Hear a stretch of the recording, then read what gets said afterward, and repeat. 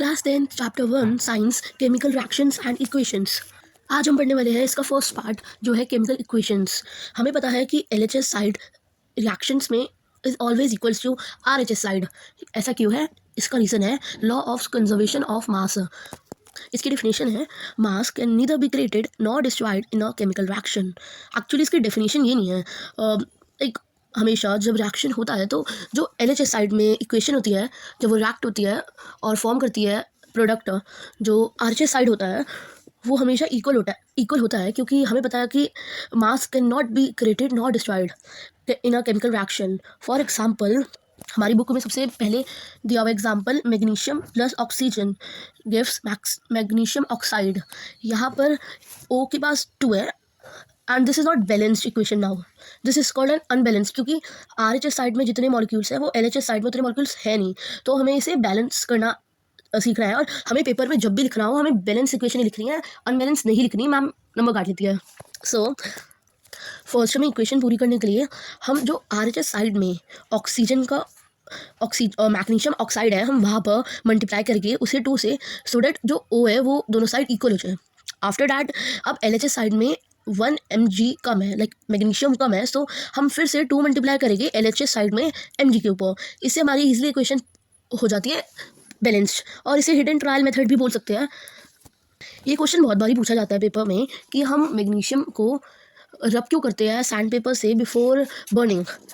हम इसलिए करते हैं क्योंकि मैग्नीशियम थोड़ा रिएक्टिव होता है, सो वो एयर की प्रेजेंस में ही ऑक्सीजन के साथ नॉर्मली लाइक रिएक्ट हो जाता है और फॉर्म कर लेता है मैग्नीशियम ऑक्साइड की लेयर।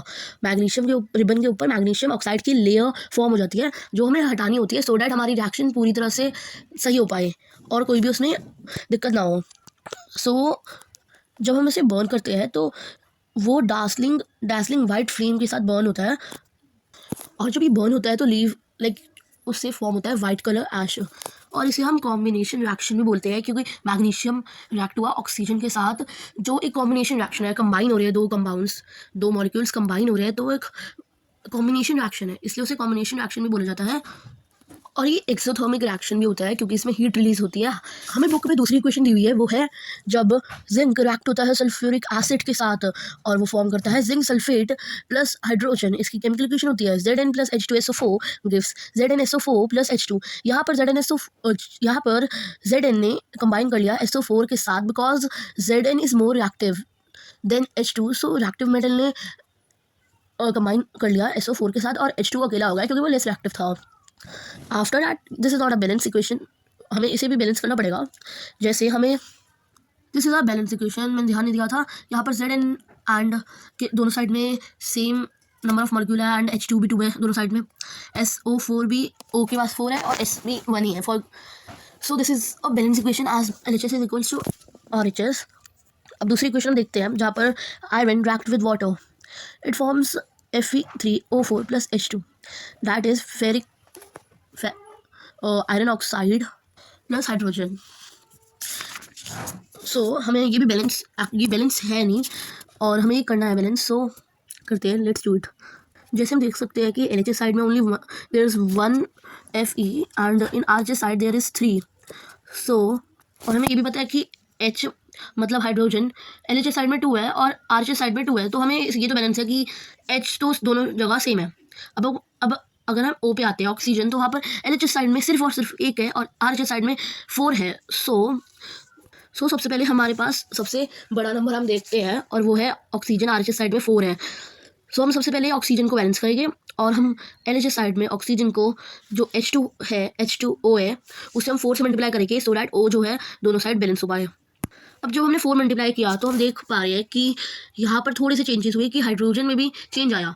वहाँ पर LHS साइड में हाइड्रोजन 8 हो गया है क्योंकि हमने 4 से मल्टीप्लाई किया था O को पूरा करने के लिए, तो LHS साइड में वो 8 हो गया, मतलब रिएक्टेंट साइड में 8 हो गया और प्रोडक्ट साइड में हमने कुछ चेंज नहीं किया था तो 2 थे। अब हमें RHS साइड में H पूरा करना है, तो हम प्रोडक्ट साइड में उसे मल्टीप्लाई करिए 4 से, सो डैट दोनों जगह 8 हो जाए और बैलेंस हो पाए। आफ्टर डैट अब हम ध्यान देते हैं Fe में आयरन्स, तो रिएक्टेंट साइड में 1 है और प्रोडक्ट साइड में 3 है, सो हम उसे इक्वल करने के लिए reactant side we will multiply by 3 and तो दोनों जब हमने 3 से मल्टीप्लाई किया रिएक्टेंट साइड पे तो दोनों साइड पे 3 इक्वल हो गया और हमें इससे पूरी बैलेंस इक्वेशन मिल जाती है और वो है 3Fe that is solid plus 4H2O which is gas react to form Fe3O4 which is solid plus 4H2 gas. यहाँ पर हम गैस को G से डिनोट करते हैं ब्रैकेट के अंदर एंड सॉलिड को S से और लिक्विड को हम L से करते हैं, एक्वस को हम HQ से करते हैं। तो हम आगे बढ़ते हैं। तो यहाँ पर है फोटोसिंथेसिस, जो हम बचपन से पढ़ के आ रहे हैं फोटोसिंथेसिस।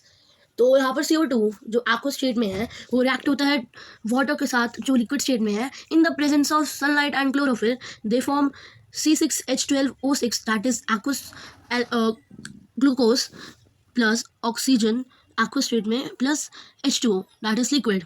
सो अगर हमें इसे बैलेंस करना है तो ये हमें लर्न करना चाहिए 6CO2 plus 12H2O then react with sunlight and chlorophyll gives C6H12O6 aqueous plus 6HO2 aqueous plus 6H2O that is liquid। अब दूसरी क्वेश्चन है वो भी कई बार पूछी जाती है, वो है CO which is gas plus 2H2 gas in the presence of C340 at ATM that forms CH3OH that is liquid।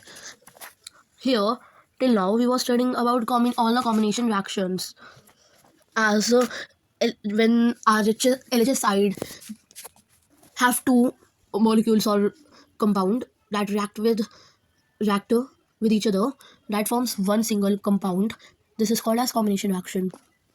जैसे में एक और है रिएक्शन दी हुई है CaO that is solid which is quicklime that react calcium oxide भी बोला जाता है, क्विकलाइम को कैल्शियम ऑक्साइड भी बोला जाता है, जो रिएक्ट होता है water in the state of liquid और वो फॉर्म करता है स्लेट लाइम और calcium hydroxide which is Ca bracket OH bracket closed then 2 which is like aqueous straight up। In this reaction a lot of heat releases, so this is an exothermic reaction। Here balance equation है, ये दोनों side में equal number of molecules है। इसकी definition है such a reaction in which a single product is formed from two or more reactants is known as combination reaction। इसका एक और एग्जांपल है जब कैल्शियम हाइड्रोक्साइड एक्वस स्टेट में रिएक्ट होता है कार्बन डाइऑक्साइड CO2 गैस के साथ, तो फॉर्म करता है कैल्शियम कार्बोनेट जो एक इनसॉल्युबल होता है वाटर में और मिल्की अपीयरेंस देता है और साथ में इसके फॉर्म होता है H2O that is in liquid state. ये जब भी हमारे घरों में वाइट वॉशिंग होती है वॉल्स पे तो कुछ समय बाद हमें शाइनी अपीयरेंस देखने को मिलती है। सो ये जो कैल्शियम कार्बोनेट मिलता है वो मिल्की अपीयरेंस एक तरह की शाइनी लुक देता है, अपीयरेंस देता है। इसी वजह से हमें थोड़ी देर बाद हमें शाइनी अपीयरेंस मिलती है वॉल्स में after painting like white washing. और जब हम इसे एक्सेस में CO2 रिएक्ट होती है कैल्शियम कार्बोनेट और वाटर के साथ, तो वो फॉर्म कर लेती है calcium hydrogen carbonate which is Ca bracket HCO3 bracket close 2 Ca bracket HCO3 bracket 2। This is soluble in water and because of this जो मिल्कनेस है वो डिसअपियर हो जाती है। और उसके बाद हम पढ़ते हैं burning of coal actually C से डिनोट होता है that is in the solid state. जब रिएक्ट होता है बर्न होता है तो रिएक्ट होता है वो O2 मीन्स ऑक्सीजन जो गैस की फॉर्म में हमारे एयर में होती है, तो रिएक्ट होता है फॉर्म करता है CO2 gas means carbon dioxide. अब हम दूसरी क्वेश्चन पढ़ते हैं formation of water from H2 gas and O2 gas. This is a little bit important for जैसे 2H2 gas plus O2 gas gives 2H2O liquid like 2। यहाँ पर हमें पता चल रहा है कि हमसे ये भी क्वेश्चन कई बार आ जाता है कि जो प्रोपोर्शन है हाइड्रोजन का और ऑक्सीजन का वॉल्यूम के बेसिस में, तो वो क्या है रेशियो बताना होता है। उसमें हम लिखेंगे 2:1 as compare to oxygen hydrogen double release हो रहा है that is shown in figure 1.6 electrolysis of water. हमारा वॉल्यूम 2:1 होता है H2O, पर हमारा जब मास पे बात आती है तो थोड़ा सा डिफरेंट होता है, क्योंकि मास अगर हम देखें तो H2 का H का 1 होता है तो H2 है तो मास 2 हुआ, और जब O2 है तो उसका 16 हो जाएगा, और जब हम इसे डिवाइड करेंगे तो 1:8 आ जाएगा जो H2O का मास है। अगली रिएक्शन हम पढ़ने जा रहे हैं वो है burning of natural gas. Natural gas क्या है हमारे यहाँ पर CH4 दैट इज मीथेन। ये मीथेन हम चैप्टर 4 में पढ़ेंगे, तो आप बस ये लर्न करो CH4 which is in the form of gas plus 2O2 which is in the state gas, so it form CO2 gas plus 2H2O gas. तो ये हमारी थी बर्निंग ऑफ नेचुरल गैस। अब हम देखेंगे कि रिएक्शन जो रेस्पिरेशन होता है वो एक एक्सोथर्मिक रिएक्शन होता है या नहीं होता, लाइक जब हम रेस्पिरेशन होता है प्रोसेस, उसमें हीट रिलीज होती है या नहीं होती, तो हाँ इसमें हीट रिलीज होती है, बिकॉज जब C6H12O6 प्लस O2 रिएक्ट होता है और फॉर्म करता है 6CO2 plus 6H2O plus energy, here energy release हो रही है, तो हीट ज़्यादातर एनर्जी की फॉर्म में रिलीज होता है, तो यहाँ पर हीट रिलीज हो रही है, सो this is an exothermic reaction और प्रोसेस। और एक और बात, जो decomposition of vegetable materials into composite, this is also exothermic reaction, क्योंकि यहाँ पर हीट रिलीज होती है। Thank you for watching first part.